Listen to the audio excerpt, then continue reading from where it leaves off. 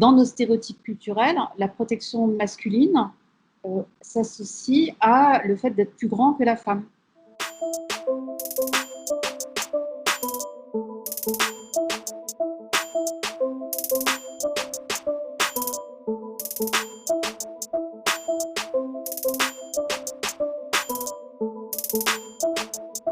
Et entre autres, sur Paris Match, c'est emblématique parce que lui, il est bien droit.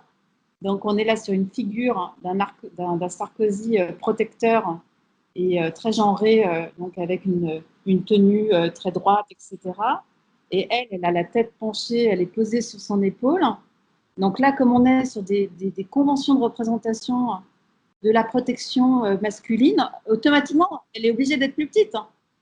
Sinon, au niveau, comment dire, de l'image, ça ne fonctionne pas, quoi. Donc, on est vraiment sur des stéréotypes culturels de codes non verbaux. En fait, en dehors de l'arène politique, quand on prend, puisque là, par image, c'était une scène de la vie conjugale, donc les gens estiment quel intérêt, en fait, dans une situation d'intimité, de montrer, de fausser la réalité.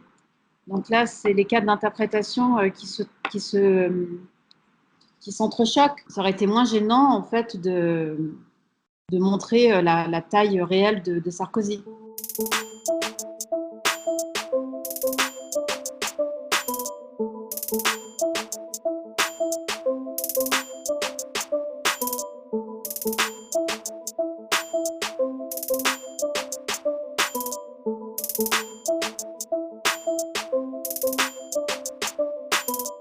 Quand on a un corps qui ne correspond pas justement aux stéréotypes en termes d'attente de comportement de genre, c'est-à-dire, on va dire, si on est sur des grands stéréotypes, force, domination, puissance, détermination, c'est vrai que quand on est grand, baraqué, imposant physiquement, c'est plus facile que quand on est petit et gringalet.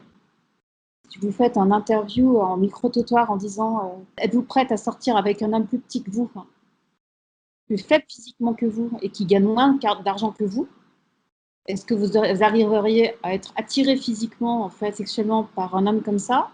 Le pourcentage de gens qui vont vous répondre bah non, moi en effet, je ne peux pas désirer un homme qui est plus petit que moi et qui gagne moins que moi. Et vice-versa, un homme qui dira est-ce que vous êtes capable de désirer sexuellement une femme qui est plus forte que vous physiquement, plus grande que vous physiquement et qui gagne plus d'argent que vous? Une grande partie de la population va dire non, j'y arriverai pas.